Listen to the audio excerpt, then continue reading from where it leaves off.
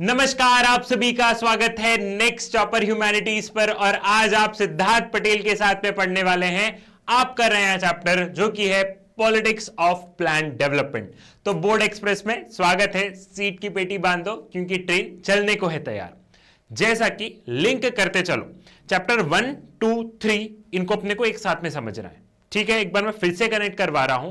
Chapter 1 में हमने पढ़ा चैलेंजेस ऑफ नेशन बिल्डिंग, कौन कौन से चैलेंजेस थे कि प्रिंसली स्टेट को मर्ज करना है, हमें इंडिया की यूनिटी को मेंटेन करना है, पार्टीशन हमने देखा था, फिर उसके बाद में अपने को डेमोक्रेटिक गवर्नमेंट स्टैब्लिश करनी है। ठीक भैया, क्लियर हुआ। सेकेंड चैप्टर में हमने era of one party dominance देखा कि कैसे कांग्रेस ने पहले 3 जनरल इलेक्शन में कांग्रेस ने अपनी जीत हासिल करी। ईयर वही चल रहा है। सबसे पहले हमने चैलेंजेस देखा, ठीक। दूसरे उसमें हमने देखा कि कौन सी पॉलिटिकल पार्टी रूल कर रही थी और अपोजिशन पार्टी उस समय पे क्या कर रही थी। ठीक है भैया, अब कांग्रेस रूल कर रही थी तो कांग्रेस अपने डेवलपमेंट की स्ट्रैटेजी क्या थी। अब मान लो मैंने सेकंड चैप्टर में तुमको क्या पढ़ाया, सेकंड चैप्टर में पढ़ा मैंने era of one party dominance कि 1952 में कांग्रेस को अच्छी खासी मेजॉरिटी मिली, उसके बाद में भी मेजॉरिटी मिली, उसके बाद में भी अच्छी खासी मेजॉरिटी मिली। तो हम लोग ये देख रहे हैं कि कांग्रेस रूल कर रही है, लेकिन रूल कर रही है तो कहीं ना कहीं डेवलपमेंट, मतलब रूल कर रही है तो पॉलिटिकल पार्टी डेवलपमेंट पे ही चुनाव जीतेगी, मतलब चुनाव का नतीजा डेवलपमेंट के उस पे आएगा ना। तो क्या स्ट्रैटेजी रही है कांग्रेस ने, कैसे डेवलपमेंट की उनकी पॉलिसी रही है, इंडिया की डेवलपमेंट की स्ट्रैटेजी कैसे रही है। तो कनेक्ट कर पा रहे हो, मैंने बार बार बताया कि पॉलिटिकल साइंस में आपको चैप्टर्स को कनेक्ट करना है। आप जब भी आंसर लिखोगे तो ऐसा नहीं हो सकता है कि चैप्टर 1 का क्वेश्चन है तो 2 का कुछ लिंक नहीं कर सकते हो, आराम से कर सकते हो। ठीक है, कहानी क्लियर रखना है। और बोर्ड एक्सप्रेस में मैं क्या करवा रहा हूं, कम समय में, ठीक है, एकदम कम समय में आपको कहानी सुनाते चले जा रहा हूं ताकि आपके दिमाग में सारी की सारी चीजें क्या रहे, सारी की सारी चीजें ध्यान रहे। तो अपन अब क्या करते हैं, अपनी कहानी को समझते हैं। क्या होगा, नहीं तो मजे नहीं आएंगे। सबसे पहले देखो, जब भी हम लोग डेवलपमेंट की बात करते हैं तो पॉलिटिकल कॉन्टेस्टेशन होते हैं। अब इसका मतलब क्या हुआ भैया, इसका मतलब ये हुआ कि बहुत बार एग्रीमेंट डिसएग्रीमेंट होंगे। जैसा कि आपकी एनसीईआरटी की किताब में दिया, क्या दिया है एग्जाम्पल, जैसे ओडिशा का हमने दिया कि आयरन ओर वहां पे इंडस्ट्रीज बहुत ज्यादा फ्लरिश कर सकती है, लेकिन वहां पे इशू ये आ रहा था कि अगर इंडस्ट्रीज आएगी, अगर इन्वेस्टमेंट आएगा तो जो वहां पे ट्राइबल पॉपुलेशन है, जो वहां पे लोकल पॉपुलेशन है, उनको क्या लगेगा, उनको लगेगा कि नहीं भैया सरकार तो हमारे एरिया में इंक्रोच कर रही। एक इशू वो हुआ। दूसरा इशू, हमें इंडस्ट्री चाहिए। हमें इंडस्ट्री क्यों चाहिए, तभी तो इन्वेस्टमेंट आएगा, तभी तो मतलब तभी तो हम देखते हैं कि वर्ल्ड से और ज्यादा हमें इन्वेस्टमेंट आएगा, अलग अलग कंट्री आएगी, इन्वेस्ट करेंगे, बिजनेसेस एक तरीके से बूम होंगे। तीसरा कंसर्न आ रहा था कहां से, इन्वायरमेंटलिस्ट से, वो बोल रहे थे कि अगर माइनिंग होगा या तमाम तरीके की चीजें होगी तो इन्वायरमेंट में नुकसान पहुंचेगा। अब हमें डेवलपमेंट भी करना है, हमें ट्राइबल पॉपुलेशन का कंसर्न भी सुनना है, हमें इन्वायरमेंटलिस्ट का भी कंसर्न सुनना है, और हमें जो इन्वेस्टमेंट कर रहे हैं हमें उनका कंसर्न भी सुनना है। तो पॉलिटिक्स ऑफ प्लान डेवलपमेंट मतलब क्या है, यहां पे हम बेसिकली बात ही ये करने वाले, क्या बात करने वाले कि किस हिसाब से अलग अलग पर्सपेक्टिव है, लेकिन हमें तो अल्टीमेटली पर्पस क्या है, अल्टीमेटली पर्पस ये कि देश का डेवलपमेंट होना चाहिए ना, देश का विकास होना चाहिए, और हमें सबको साथ में लेके चलना है। कभी भी सरकार कोई भी पॉलिसी लेके आती तो क्या होता है, तो हम लोग ये देखते हैं कि कुछ लोग अग्री करेंगे, कुछ लोग डिसएग्री करेंगे, लेकिन सरकार कैसे तालमेल बैठाती है, सरकार आपस में कैसे जितने भी स्टेक होल्डर्स हैं, मतलब जिन जिन को उस पॉलिसी का इंपैक्ट पड़ने वाला है, उन सभी को सरकार एक साथ टेबल पे लेके आके कैसे सरकार तालमेल बना के कैसे काम कर लेती है, उसके पीछे लंबी चौड़ी पॉलिटिक्स होती है, और वही तो आपको समझना है। अब जब हमारा देश आजाद हुआ तो एक तो ये समस्या आपको दिख रही थी कि डेवलपमेंट में ये समस्या आ रही थी, लेकिन हम लोगों के पास में 2 ऑप्शन थे। क्या ऑप्शन थे, या तो हम सोशलिस्ट मॉडल के थ्रू डेवलपमेंट कर ले, या लिबरल कैपिटलिस्ट मॉडल के थ्रू डेवलपमेंट कर ले। कैपिटलिस्ट मतलब क्या है, या कैपिटलिज्म मतलब क्या है, कि यहां पे हम लोग मेजरली क्या देखेंगे, यहां पे हम लोग मेजरली ये देखेंगे कि प्राइवेट सेक्टर का इन्वॉल्वमेंट बहुत ज्यादा रहेगा और सरकार नहीं करेगी। सरकार एक तरीके से सिर्फ लॉ एंड ऑर्डर की सिचुएशन को मेंटेन करेगी, बाकी ज्यादा से ज्यादा काम किसका होगा, बाकी ज्यादा से ज्यादा काम जो प्राइवेट प्लेयर्स हैं वो डेवलपमेंट करेंगे, इंडस्ट्रीज आएगी, वो जाने। मतलब लिबरल कैपिटलिस्ट मॉडल बात करता है फ्री मार्केट इकोनॉमी की, कि यहां पे स्टेट का जो रोल रहेगा, सरकार का रोल जो रहेगा वो एकदम मिनिमम रहेगा। वहीं हम लोग देख रहे थे द सोशलिस्ट मॉडल, ये यूएसएसआर में फॉलो होता है। और यहाँ पे क्या है, यहाँ पे हम लोग देखते हैं कि सरकार प्लान पॉलिसीज बनाती है और एक तरीके से गवर्नमेंट कंट्रोल में बहुत सारी चीजें रहती है। ठीक है, यूएसएसआर को ध्यान करो तो वहां पे क्या है, वहां पे गवर्नमेंट के कंट्रोल में बहुत ज्यादा चीजें थी। प्रॉपर प्लानिंग के थ्रू क्या होगा, चीजें होगी और गवर्नमेंट मेजर इंडस्ट्रीज, मेजर चीजें अपने हाथों में रखेगी। तो उस समय अगर आप बात करोगे तो जो हमारे लीडर्स हैं जैसे कि पंडित जवाहरलाल नेहरू, इन लोगों को क्या है, इन लोगों को सोशलिस्ट मॉडल जो है वो बहुत ज्यादा अट्रैक्ट कर रहा था। एक तरीके से पूरे वर्ल्ड में उस समय सोशलिस्ट मॉडल बहुत ज्यादा चल रहा था। क्यों चल रहा था भैया, क्योंकि इसलिए चल रहा था कि हम लोगों ने ये देखा था कि पूरे वर्ल्ड में एक तरीके से रिसेशन चल रहा था। रिसेशन क्यों चल रहा था, ग्रेट डिप्रेशन के चलते। हमने वर्ल्ड वॉर में देखा है कि कैसे इकोनॉमी खराब हुई है। तो आप चाहे जापान देखो, चाहे जर्मनी देखो, हम यहाँ कहीं पे भी देखेंगे तो क्या हुआ, एक तरीके से ग्रोथ बहुत स्पीड से हमने को अपने को देखने को मिली है और बहुत सारी जगह पे ये हो रहा था कि इकोनॉमी बिगड़ गई। तो हमारे लीडर को एक चीज समझ में आई, क्या समझ में आई, कि हमें प्लानिंग करनी होगी। और प्लानिंग कौन करेगा, प्लानिंग गवर्नमेंट करेगी, गवर्नमेंट की एजेंसीज करेगी। अगर प्राइवेट प्लेयर के हाथों में छोड़ दिया तो चीजें क्या होगी, चीजें बिगड़ जाएगी। क्यों बिगड़ सकती है, इसका रीजन एक बताता हूं। ईस्ट इंडिया कंपनी आई थी अपने देश में, कौन आया था, सबसे पहले ईस्ट इंडिया कंपनी आई थी। बाद में पावर किसके पास में गई, वो तो बाद में पावर ब्रिटिश पार्लियामेंट के पास में गई, लेकिन नींव एक कंपनी ने रखी थी। और एक कंपनी ने कैसे कैसे कैसे करके हम एक तरीके से देखते हैं कि अपने देश को, अपने देश में एक तरीके से गुलाम बना लिया उन्होंने लोगों को। ठीक है, तो वहां पे सरकार को एक डर ये भी था कि अगर हमने अभी फॉरेन डायरेक्ट इन्वेस्टमेंट आने दिया, बाहर की कंपनियों को आने दिया, तो ये तो वापस से देश को एक तरीके से क्या करेंगे, लूट लेंगे। ठीक है, तो उस समय ये प्लानिंग वाला कॉन्सेप्ट बहुत ज्यादा चमक रहा था। इसके बाद में प्लानिंग कमीशन सेट किया गया। कब सेट किया गया भैया, मार्च 1950 में सेट किया गया। गवर्नमेंट के पास सिंपल रिजोल्यूशन, मतलब सरकार ने एग्री किया कि एक प्लानिंग कमीशन होना चाहिए। ठीक है, और प्लानिंग कमीशन क्या करता है, प्लानिंग कमीशन 5 साल के प्लान बनाता था। प्लानिंग कमीशन 5 साल के प्लान बनाता था और ये हमने यूएसएसआर से ये वाला प्लान लिया है। ठीक है, प्लानिंग कमीशन वाला मॉडल की हर 5 साल के प्लान बनाओ। ध्यान है ना, आज की तारीख में तो नीति आयोग है, लेकिन नीति आयोग से पहले क्या हो रहा था, नीति आयोग से पहले आज की तारीख में देश के प्लान पॉलिसीज नीति आयोग बना रही है, लेकिन नीति आयोग के पहले प्लानिंग कमीशन हुआ करता था। क्लियर, समझ में आ गया। Now the early initiative of planning commission of India. देखो, सबसे पहले आपको यह समझना है कि जब प्लानिंग कमीशन जो है वो एक तरीके से ये देख रहा था कि आज देश को आजादी मिली है। ठीक है, एक तरीके से समझो हम बात कर रहे हैं 1950, 1951, 1952 की बात कर रहे हैं। तो आप ये समझ रहे हो कि अभी देश को आजादी मिली है।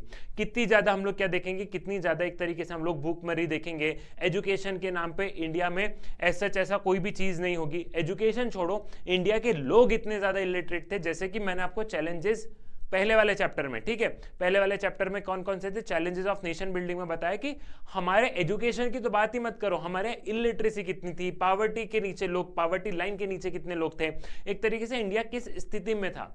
तो उस हिसाब से प्लानिंग कमीशन उस हिसाब से चीजें डील कर रहा था। तो अगर हम लोग देखते हैं तो पहले उन्होंने किस पे फोकस किया जाते से ज्यादा, पहले एक तरीके से उन्होंने फोकस किया डैम पे, इरिगेशन पे, एग्रीकल्चर पे। ऐसा इसलिए फोकस किया गया भैया, फर्स्ट 5 ईयर प्लान में इसलिए फोकस किया गया एग्रीकल्चर, इरिगेशन, इन सारी चीजों पे, क्योंकि इंडिया जो है वो एग्रेरियन इकोनॉमी है। ठीक है, इंडिया जो है, इंडिया एग्रीकल्चर के बेस पे। इंडिया में ऐसा तो नहीं कि कोई बहुत ज्यादा इंडस्ट्रीज और एकदम हमारे एकदम बहुत इंडस्ट्रियल रिवोल्यूशन आया हो, जैसे कि आपने यूरोप वगैरह में पढ़ा, वैसा तो अपने यहाँ नहीं हुआ है। तो हम लोग ये देख रहे थे कि मेजॉरिटी जो चीजें हैं, मेजॉरिटी चीजें हमारी एग्रीकल्चर पर बेस्ड है। तो हम लोग ये देखते हैं कि यहां पे क्या होता है, पहले 5 ईयर प्लान्स जो थे उन्होंने बेसिकली जो फोकस किया वो डैम बनाने पे फोकस किया, लैंड रिफॉर्म्स पर एक तरीके से फोकस कर रहे थे। एक तरीके से मेनली आप ये मानो कि एग्रेरियन सेक्टर पे हम लोग बहुत ज्यादा फोकस कर रहे थे। क्लियर है, और ये वाली चीज आपको यहां पर समझ में आ गई। अब यहां पे क्या होता था, जब बजट बनता था तो बजट में आप अगर एक चीज देखोगे तो the budget of central and the state government was divided into 2 part, plan budget that is spent on the priority of next 5 year and non-planned budget that is routine item on yearly basis। तो एक plan budget और एक तरीके से हम लोग क्या देख रहे थे, नॉन प्लान बजट देख रहे थे। तो प्लान बजट जो था वो सरकार की जो पॉलिसी रहती थी 5 साल की, वो उस पर खर्च हो जाता था। और नॉन प्लान बजट जो ईयरली बेसिस पे जो हमारे डेली रूटीन के काम काज है उस पर खर्च हो रहा है, जैसे सैलरीज देना, ये रूटीन के काम है ना, जो भी सरकारी आदमी उसको सैलरी देना, ईयरली बेसिस पे जो भी छोटे मोटे काम आ रहे हैं वो नॉन प्लान बजट में आ जाता था। और प्लान बजट में कि जो 5 साल में हमने जो भी पॉलिसीज वगैरह तय कर रहे हैं वो उसमें आ जाएगा। ठीक है, तो plan and non plan budget की भी आपको यहाँ पे स्थिति क्लियर हो गई है। ठीक, देन उसके बाद में हम लोगों ने देखा जब सेकेंड 5 ईयर प्लान की बात हुई तो सेकेंड 5 ईयर प्लान में रैपिड इंडस्ट्रियलाइजेशन पे फोकस किया गया और ये पीसी महालनोबिस ने सेकेंड 5 ईयर प्लान को एक तरीके से क्या किया, इनके लीडरशिप में बना। तो सेकेंड 5 ईयर प्लान में जैसे कि हम फर्स्ट 5 ईयर प्लान में देख रहे थे कि एग्रीकल्चर पे बहुत ज्यादा फोकस था, वैसे ही सेकेंड 5 ईयर प्लान में हैवी इंडस्ट्रीज पे बहुत ज्यादा फोकस किया गया। यहां पर बात हुई कि ज्यादा से ज्यादा क्या करना है, ज्यादा से ज्यादा हमें बड़ी बड़ी इंडस्ट्रीज जैसे electricity, railway, steel, machinery, communications, इनको लेके हमें बड़ी बड़ी इंडस्ट्रीज बनाना है। क्यों बड़ी बड़ी इंडस्ट्री बनाना है? क्योंकि ठीक है एग्रीकल्चर फ्लरिश कर रहा है, एग्रीकल्चर ग्रो कर रहा है, धीरे धीरे एग्रीकल्चर तो ग्रो हो ही रहा है, लेकिन अगर आपको लोगों को रोजगार देना है तो बड़ी बड़ी इंडस्ट्री रहेगी। तो एक तो हम इंडिया की नीड को बहुत अच्छे से फुलफिल कर पाएंगे, इलेक्ट्रिसिटी हो गया, स्टील हो गया, साथ ही साथ हम यहाँ पे क्या कर पाएंगे, साथ ही साथ हम यहाँ पे लोगों को रोजगार भी दे पाएंगे। तो सेकेंड 5 ईयर प्लान जो था वो किस पे फोकस कर रहा था, वो रैपिड इंडस्ट्रियलाइजेशन पर बहुत ज्यादा फोकस कर रहा था। वही हम लोग जब थर्ड 5 ईयर प्लान की बात करते हैं तो थर्ड 5 ईयर प्लान में बहुत ज्यादा क्रिटिक्स थे। क्रिटिक्स कैसे थे? एक तरीके से थर्ड 5 ईयर प्लान में बात ये हो रही थी कि फर्स्ट 5 ईयर प्लान में अपने एग्रीकल्चर इरिगेशन पे फोकस किया, सेकेंड 5 ईयर प्लान में अपने किस पे किया, अपने इंडस्ट्रीज पर फोकस किया। तो यहाँ पे जो क्रिटिक्स थे वो रैपिड इंडस्ट्रियलाइजेशन के अगेंस्ट थे। उन्होंने बोला कि नहीं भैया, वापस से आपका फोकस किस पे होना चाहिए, वापस से आपका फोकस जो है वो एग्रीकल्चर पे होना चाहिए, क्योंकि हम इंडस्ट्रीज बाद में डेवलप कर लेंगे, अभी इंडिया इंडस्ट्रीज के लिए रेडी नहीं है। और इंडस्ट्रीज पे क्या हो रहा था, अगर आप बड़ी बड़ी इंडस्ट्रीज बना रहे हो तो सरकार खुद बना रही थी, हम सोशलिस्ट मॉडल के टुवर्ड्स कहीं ना कहीं टिल्टेड थे। ठीक है, हमारा झुकाव, जो हमारे जो पॉलिटिकल लीडर्स थे वो सोशलिस्ट मॉडल के तरफ उनका झुकाव ज्यादा था। तो सरकार ज्यादा से ज्यादा हैवी इंडस्ट्रीज पे खर्च कर रही है। वैसे ही अभी पैसे की कमी है, पैसे की कमी इन द सेंस हमारे वॉर वगैरह। ध्यान करो कि जब हमको आज़ादी मिली तो आपको सारी चीज़ें एक साथ में समझना है कि इंडिया को आज़ादी मिली, इंडिया को आज़ादी मिलने के बाद में इंडिया में अपनी बहुत सारी समस्या है। पाकिस्तान के साथ वॉर हुआ हम लोगों का, पाकिस्तान एक इशू, प्रिंसली स्टेट्स को मर्ज किया, सारे एक साथ पे सारे इशू। तो समझो कि हमारे कितने रुपए खर्च हो रहे थे। उसके बाद में तो यहाँ पे बात हुई कि नहीं भैया एग्रीकल्चर पे फोकस करो, इंडस्ट्रीज पर फोकस नहीं करना है। तो थर्ड 5 ईयर प्लान में वापस से कोशिश की गई कि एग्रीकल्चर पर फोकस किया जाए। And then fourth 5 year plan में जब इंदिरा गांधी आती है तो इंदिरा गांधी ने एकदम कंप्लीटली वो एक तरीके से पूरे सोशलिज्म के टुवर्ड्स एकदम टिल्ट होते हुए उन्होंने बोला कि सारी गवर्नमेंट बैंक को नेशनलाइज कर दिया जाए। ठीक है, और सब कुछ एक तरीके से ग्रीन रिवॉल्यूशन की बात होने लग गई। नेशनलाइज मतलब कि जितने भी प्राइवेट सेक्टर में बैंक है उन सबको नेशनलाइज, सब कुछ सरकार अपने अंडर में ले लेगी। ठीक है, तो मेजर चीजें सरकार ने क्या करी, मेजर चीजें सरकार ने फोर्थ 5 ईयर प्लान में अपने अंडर में ले ली। अब मैंने आपको ये अलग अलग ये क्यों बताया, first 5 year plan, second 5 year plan, third 5 year plan और फोर्थ 5 ईयर प्लान क्यों बताया, ताकि आप एक स्टोरी बनाते चलो। स्टोरी आपको बनाना है। ये वाली जो आपकी किताब है politics in India since independence, ये वाली किताब अगर आपने कहानी अपने दिमाग में बनाते चल गए तो ट्रस्ट मी आप कहानी के सहारे पूरे पेपर में बहुत अच्छा लिख के आओगे। क्लियर है? तो ये अपन ने फोर्थ 5 ईयर प्लान में देखा। अब यहां पर एक की कंट्रोवर्सी जो चल रही थी वो आप जानते हो कि एग्रीकल्चर पे चलना है, इंडस्ट्रीज पे चलना है, क्योंकि ये मानना था कि सेकेंड 5 ईयर प्लान में आपने क्या कर लिया, सेकेंड 5 ईयर प्लान में अपने इंडस्ट्रीज पर फोकस कर लिया, लेकिन वही जो मैंने बताया कि सरकार उस पर बहुत ज्यादा खर्च करने लग गई। तो एक डिबेट चल रही थी, तो उसका एक बैलेंस बाद में ये बैठाया गया कि नहीं भैया इस पे भी फोकस करना पड़ेगा, इस पे भी फोकस करना पड़ेगा। आप कभी भी देखो इसको, आप कुछ इस तरीके से समझो कि अगर आप एक चीज पर फोकस करोगे तो ऐसा नहीं हो सकता कि आप एक चीज को निपटा दो और फिर दूसरी चीज पर करोगे। एग्रीकल्चर पे हम तब से लेके आज तक फोकस कर रहे हैं। अगर ऐसा होता है कि एग्रीकल्चर एक बार में अपन सारी चीजें निपटा देंगे तो आहा क्या बात होती। तो सभी पर फोकस करना, सभी पर फोकस एक समय पे करना पड़ता है। आप ऐसा तो नहीं हो सकता ना कि पूरा पॉलिटिकली पढ़ ले और हिस्ट्री वगैरह को जाने दे। आप सभी सब्जेक्ट एक साथ में पढ़ रहे हो, समझ रहे हो मैं क्या बताने की कोशिश कर रहा हूं। तो एक की डिबेट ये चल रही थी।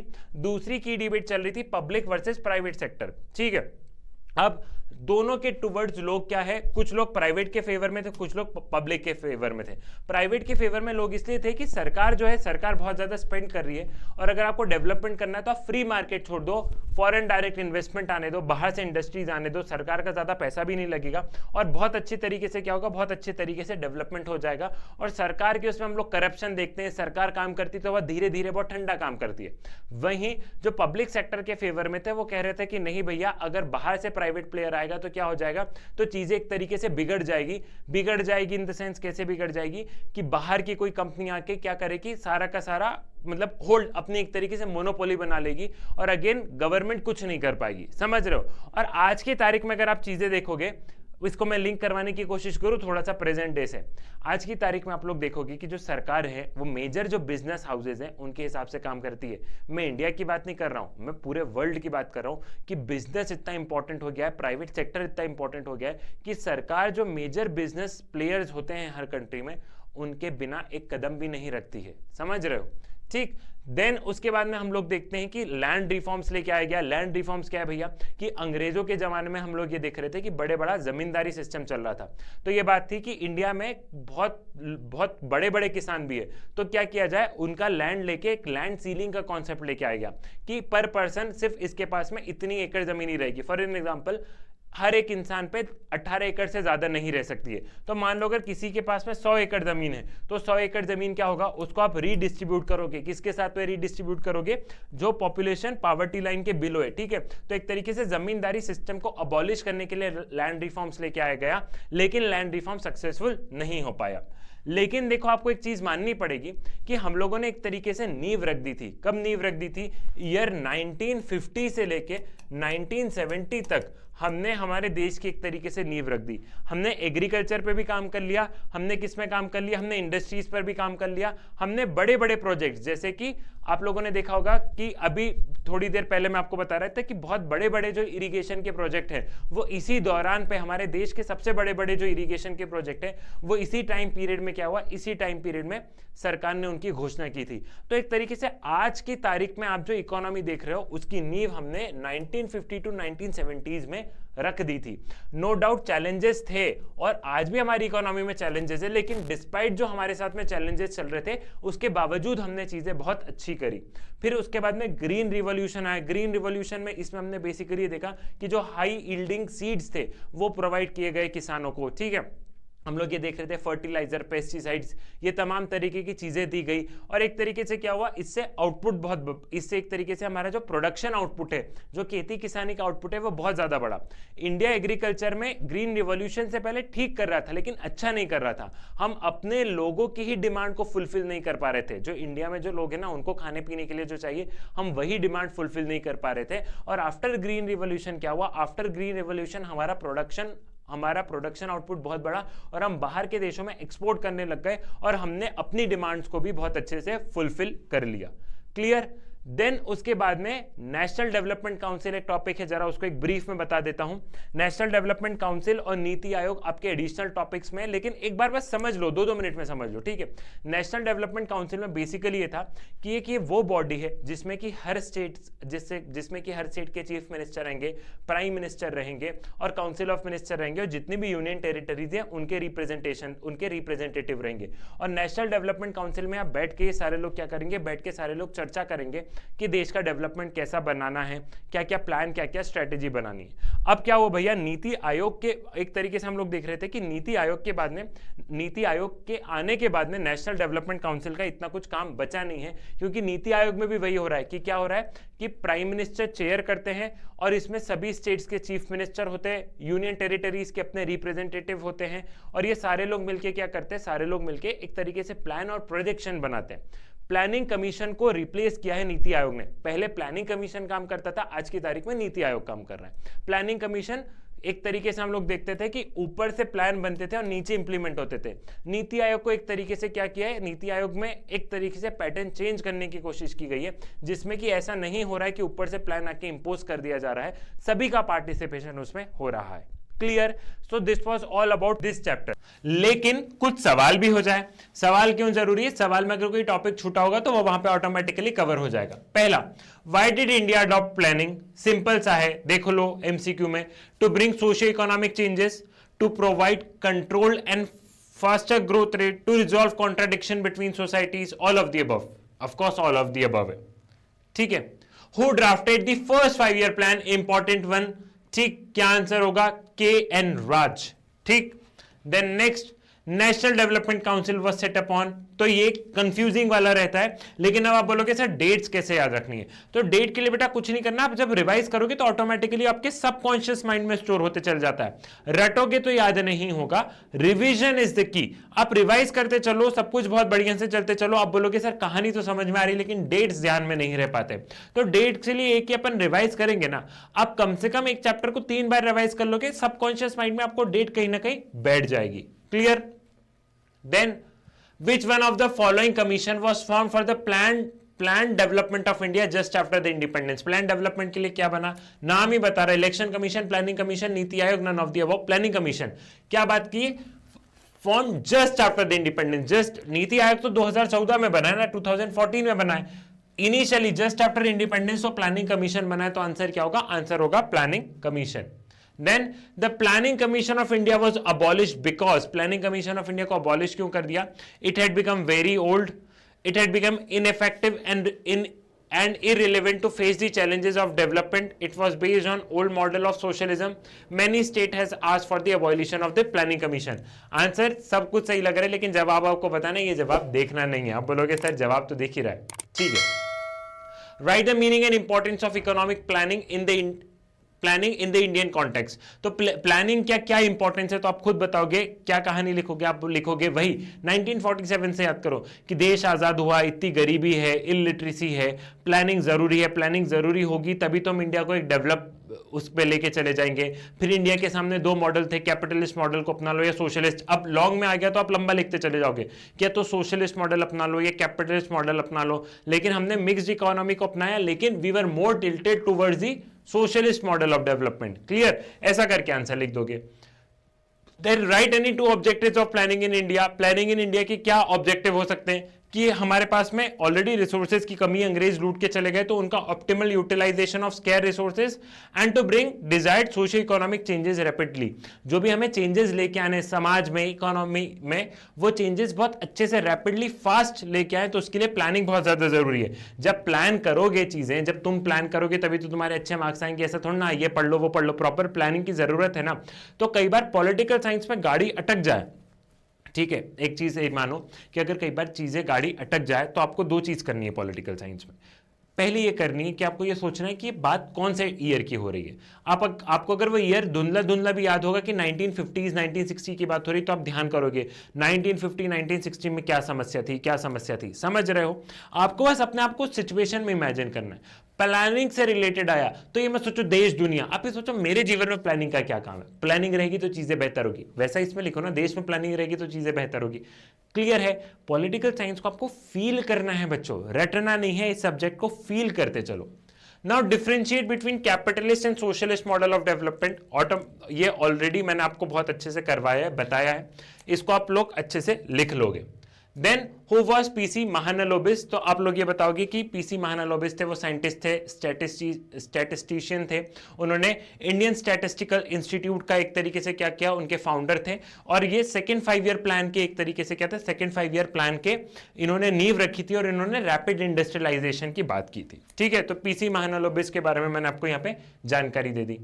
What was the idea of core socialist pattern of the society, क्या आइडिया था कि हैवी इंडस्ट्रीज रहेगी, पब्लिक ओनरशिप रहेगा, ठीक है, यहाँ पे हम लोग देख रहे थे बेटर स्टैंडर्ड ऑफ लिविंग रहेगा, यहाँ पे सोशल जस्टिस, इन सब पे काम करेंगे। तो ये सोशलिस्ट पैटर्न उस पे था कि हैवी इंडस्ट्रीज लाओ, सरकार के पास में बेसिकली ओनरशिप रहेगी, सरकार चीजें थोड़ी सी एक तरीके से कंट्रोल करेगी, सरकार गरीबों का भला करेगी, सरकार गरीबों का कल्याण करेगी, प्राइवेट प्लेयर को इंपॉर्टेंस देंगे लेकिन ऐसा इतनी ज्यादा नहीं देंगे। क्लियर है? तो ये सोशलिस्ट पैटर्न ऑफ सोसाइटी था। Now, which 2 models of modern development were there before India on the eve of independence? Which model India decide to choose and why? तो वही वाली बात है कि कौन से 2 मॉडल थे, तो एक तो कैपिटलिस्ट वाला था और एक सोशलिस्ट वाला था। इंडिया ने मिक्स मॉडल को अपनाया है, लेकिन हम टिल्टेड सोशलिस्ट मॉडल के टुवर्ड्स थे, ठीक है, और हम सोशलिस्ट मॉडल से के टुवर्ड्स ज्यादा इंस्पायर्ड भी थे क्योंकि हम यूएसएसआर से उस समय बहुत ज्यादा इन्फ्लुएंस है। ध्यान करो जो कहानी में बताते चल रहा हूं, ठीक है। Now, how was Planning Commission of India set up? Mention its scope and work. ये इंपॉर्टेंट है। Planning commission of India government of India की रिजोल्यूशन 1950 से सेटअप हुआ है। एक तरीके से एडवाइजरी बॉडी था।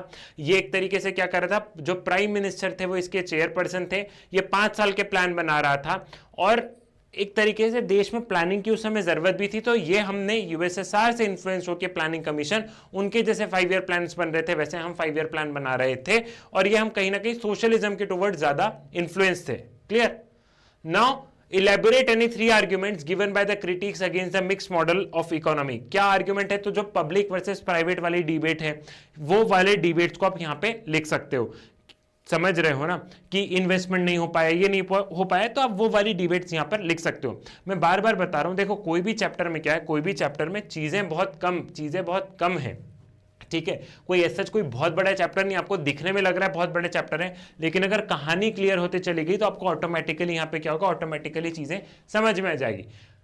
Describe briefly the composition and any 4 function of planning commission of India. तो कंपोजिशन में हमने देख लिया कि प्राइम मिनिस्टर जो है वो चेयरपर्सन है, फिर फाइनेंस मिनिस्टर भी है उसमें, और उसमें हम लोग देख रहे हैं कि, और हम लोग क्या देख रहे हैं, द कमीशन है 4 to 7 full time expert member. फिर इनका क्या काम है, तो ये एक तरीके से क्या काम कर रहे हैं, प्लान बना रहे हैं देश का, 5 साल के प्लान बना रहे हैं, यूएसएसआर मॉडल के इससे इन्फ्लुएंस है, इकोनॉमिक डेवलपमेंट कर रहे हैं, गरीबी हटा रहे हैं। अगर कई बार नहीं भी बने, फॉर एग्जाम्पल मान लो कि आपको 4 प्लानिंग कमीशन के फंक्शन नहीं बने, प्लान क्यों बनाएंगे, देश का डेवलपमेंट करने, गरीबी हटाने, प्राइम मिनिस्टर चेयर कर रहे हैं, फंड्स एलोकेट कर रहे हैं कि कहां कहां कितने कितने पैसा खर्च होगा, ऑटोमेटिकली लिंक करो। देखो आंसर खुद बनाने, कई बार आपको ध्यान नहीं रहता है तो आपको समझ में आना चाहिए कि आंसर कैसे बनेंगे। क्लियर है? Discuss the national development council and it's objective in detail. तो जो नेशनल डेवलपमेंट काउंसिल थी वो एक एग्जीक्यूटिव बॉडी थी जो कि अगस्त 1952 में स्टैब्लिश हुई। यहाँ पे क्या था, नेशनल डेवलपमेंट काउंसिल एक तरीके से प्लानिंग कमीशन को एडवाइस दे रही थी, उनकी एडवाइजरी काउंसिल थी। ये एक साल में 2 बार मिल रहे थे। यहाँ पे जो भी डिसीजंस रहते थे, ठीक है, वो डिसीजंस लिए जा रहे थे। यहाँ पे चीफ मिनिस्टर या स्टेट्स के रिप्रेजेंटेटिव और प्राइम मिनिस्टर बैठ के चीजें डिस्कस कर रहे थे। लेकिन नीति आयोग के आने के बाद में क्या हुआ, नीति आयोग के आने के बाद में हमने ये देखा कि नेशनल डेवलपमेंट काउंसिल का एज सच कुछ ज्यादा काम नहीं रहा, क्योंकि नीति आयोग इटसेल्फ वहां पे स्टेट के रिप्रेजेंटेटिव या चीफ मिनिस्टर से डिस्कस कर रहा है। एक चीज और मैं बता दूं, अब जो तुम्हारी डिबेट रहेगी एडिशनल, ये वो उन सारी चीजों को करेंगे, लेकिन नीति आयोग और प्लानिंग कमीशन का एक डिफरेंस बेसिक से बता दूं कि प्लानिंग कमीशन जो था, प्लानिंग कमीशन में बच्चों आप एक तरीके से ये समझो कि 5 साल के प्लान बना रहे थे। नीति आयोग में कोई 5 साल के प्लान नहीं बनते। नीति आयोग एक तरीके से फेडरलिज्म को प्रमोट करता है, कोऑपरेटिव फेडरलिज्म को प्रमोट करता है। यहां पे वो स्टेट गवर्नमेंट को भी नीति आयोग क्या करता है, अपनी एडवाइस देता है, टेक्निकल एडवाइस देता है, और नीति आयोग हर स्टेट गवर्नमेंट के अपने अपने प्लान्स और पॉलिसीज रहती है। तो एक तरीके से क्या होता है, एक तरीके से देश का एक पूरा प्लान होता है, ठीक है। एक तरीके से हम क्या देखते हैं, एक तरीके से हम ये देखते हैं कि पूरा देश का प्लान है, ये इंडिया का प्लान है। अब इंडिया में बहुत सारे स्टेट्स है, तो हर स्टेट्स के अपने अपने प्लान होंगे, स्टेट गवर्नमेंट के अपने अपने प्लान होंगे। तो नीति आयोग इन सभी स्टेट गवर्नमेंट के प्लान को स्वीकार करता है, लेकिन नीति आयोग का ये कहना है कि आपके जो भी स्टेट के जो प्लान है, ये बड़ा जो नेशनल प्लान है इससे अलाइंड होने चाहिए, ठीक है, इससे अलाइंड होने चाहिए, इसके अपोजिट नहीं होने चाहिए। तो सभी स्टेट को कन्वे कर दिया जाता है। फॉर एग्जांपल कि देश का प्लान है कि वो 24/7, ठीक है, 2047, ठीक है, 2047 तक हम इंडिया को क्या देखेंगे, हम इंडिया को डेवलप नेशन देखना चाहेंगे। तो सभी स्टेट को उस हिसाब से वर्क करना है। तो जो नेशन का प्लान है उसी अकॉर्डिंग स्टेट का प्लान होता है, लेकिन हर स्टेट गवर्नमेंट की अपनी नीड है। गोवा की नीड अलग होगी मध्य प्रदेश से, मध्य प्रदेश की नीड अलग होगी राजस्थान से, राजस्थान की नीड अलग होगी मणिपुर से। तो हर स्टेट गवर्नमेंट अपना अपना प्लान बनाती है। इसमें नीति आयोग उनको क्या करता है, नीति आयोग एक तरीके से उनको एडवाइस वगैरह देता है। क्लियर है, समझ रहे हो मैं क्या कहना चाह रहा हूं। तो यहां पे ये चीज होती है। तो एक तरीके से हम लोग कोऑपरेटिव फेडरलिज्म यहां पे देखते हैं, और वो अपने को प्लानिंग कमीशन में देखने को नहीं मिल रहा था। ये एक बेसिक डिफरेंस है जो कि आपको यहां पर ध्यान रखना है। नीति आयोग 2015 में आया, 2014 में प्राइम मिनिस्टर ने बोला, और 2015 से वर्क करना स्टार्ट कर दिया। ठीक, क्लियर है, आई थिंक चीजें समझ में आ गई। तो जिस तरीके से तीर निशाने पर लगाए उसी तरीके से आपको क्या करना है, आपको अपने लक्ष्य तक पहुंचना, और आप कर सकते हो। अभी भी देरी नहीं हुई है। हम बहुत कम समय में कहानी के माध्यम से चैप्टर को समझ रहे हैं। आपको मेरे साथ साथ में समझते चलना है, साथ ही साथ किताब से रीड भी करना है, मेहनत ज्यादा करनी है। जब मैं मेहनत कर रहा हूं तो तुमको डबल करनी है, पेपर तुम्हारा है, ठीक है। तो मेहनत करनी है, और ऑफकोर्स तुम कर सकते हो। अगर अपने आप पर भरोसा है तो ऑफकोर्स कर सकते हो, और तुम्हें करना है। जब सपना देख रहे हो तो बड़ा देखो ना, 70 वाला क्यों देख रहे हो। मैं तो बता रहा हूं, तुम आज भी सपना देखोगे तो भी 90 वाला देखो, तुम ला सकते हो। नहीं ला सकते तो मैं नहीं बोलता, तुम ला सकते हो। सपना देखना है तो बड़ा देखो, अपने लिए देखो, अपने माँ बाप के लिए देखो, अपने देश के लिए देखो। और पॉलिटिकल साइंस में डरने की नहीं है बात, क्योंकि सिद्धार्थ पटेल है तुम्हारे साथ। चाणक्य नीति से लेकर राजनीति तक तुम्हें जो चाहिए सब कुछ है मेरे पास। मुलाकात होगी नेक्स्ट वीडियो में, एक नया चैप्टर लेके आऊंगा। तब तक के लिए धन्यवाद।